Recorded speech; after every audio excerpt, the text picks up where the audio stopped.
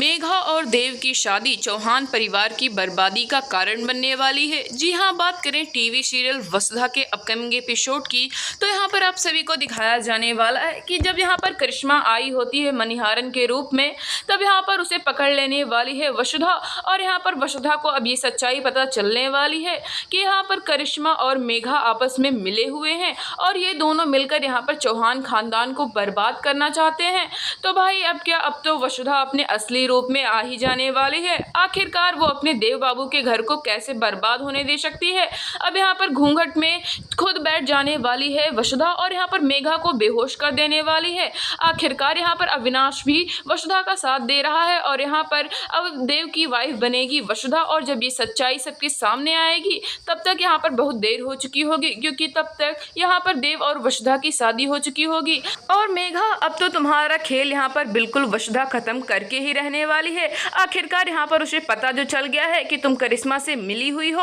अब जब तक यहाँ पर घूंघट उठेगा वसुधा का, तब तक शादी हो चुकी होगी। और ये सब देखकर भाई चंद्रिका देवी सिंह चौहान के तो होश ही उड़ जाने वाले हैं। आखिरकार उसने कभी ऐसा एक्सपेक्ट नहीं किया था वसुधा से। वो तो उसे अपनी बेटी की तरह मानती थी और उसने ऐसा कभी नहीं सोचा था कि ये वसुधा मेरे परिवार के साथ ऐसा भी कुछ कर सकती है। और यहाँ पर एक जोरदार थप्पड़ लगा देने वाली है वसुधा को सबके सामने। और जब यहाँ पर वसुधा उससे गुजारिश करती है कि देवी हुकुम, मैंने ऐसा सब केवल बचाने के लिए किया है चौहान परिवार को, क्योंकि ये मेघा मिली हुई है करिश्मा से और करिश्मा और मेघा मिलकर यहाँ पर बर्बाद करना चाहती हैं चौहान खानदान को। तब यहाँ पर भाई विश्वास तो कोई नहीं करेगा वसुधा की बातों पर, क्योंकि यहाँ पर सब लोग उसे यही सोचेंगे कि ये सब पैसे के लिए यहाँ पर वसुधा ने किया है। लेकिन अब यहाँ पर देव भी उसका विश्वास नहीं करेगा। लेकिन जब यहाँ पर वसुधा उसे विश्वास दिलाएगी कि मैं आखिर पैसे के लिए ऐसा क्यों करूंगी, आप लोग तो मेरा इतना ख्याल रखते हैं, मेघा की सच्चाई सबके सामने लाने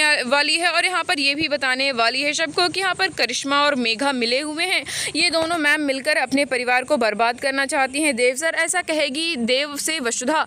लेकिन यहाँ पर अब देव भाई उसकी बात पर विश्वास ऐसे ही नहीं कर सकता। आखिरकार मेघा उस घर की होने वाली बहू है और उस पर ऐसा इल्ज़ाम लगे, ये यहाँ पर देव को कतई बर्दाश्त नहीं होगा। और यहाँ पर देव से वसुधा कहेगी कि सर आप मेरी बात क्यों नहीं मानते, मैं आखिरकार झूठ क्यों बोलूँगी, देवी हुकुम के बारे में मैं कुछ भी गलत कभी नहीं सोच सकती हूँ। तब यहाँ पर भाई देव को भी लगेगा कि आखिरकार वसुधा मुझसे झूठ क्यों बोलेगी। लेकिन यहाँ पर यह भी हो सकता है कि वसुधा को कोई गलतफहमी हुई हो, क्योंकि यहाँ पर मेघा तो एक ब्रांड एम्बेसडर बन गई है हमारी कंपनी की और यहाँ पर कंपनी में हमारी हेल्प भी कर रही है। तो आखिरकार इसका कनेक्शन करिश्मा से कैसे हो सकता है। लेकिन भाई अब करिश्मा यहाँ पर फिर से आने वाली है शादी में और यहाँ पर एक बार फिर से वेश बदल कर आने वाली है करिश्मा और यहाँ पर मेघा की करने वाली है हेल्प। और यहाँ पर अब वसुधा को पहुँचाने वाली है गुंडों के पास, ताकि यहाँ पर गुंडे उसका काम तमाम कर सके। लेकिन यहाँ पर भाई एक बार फिर से यहाँ पर देव वसुधा को बचाने वाला है और बचा कर लाने वाला है घर। और इसी बीच यहाँ पर शादी कुछ दिन के लिए पोस्टपोन होने वाली है। अब यहाँ पर मेघा की तो और भी उलझने बढ़ जाती हैं, ताकि करिश्मा उसे क्या कहेगी और आखिरकार वो करिश्मा के सारे इरादों पर खरी नहीं उतर रही है। अब भाई करिश्मा की हेल्प करने के लिए मेघा तो किसी हद तक जा सकती है, लेकिन भाई अब यहाँ पर देव और वसुधा एक साथ होते हुए चौहान खानदान पर किसी भी तरीके की आंच नहीं आने दे सकते। आप हमें बताइए ऐसा होना चाहिए या नहीं।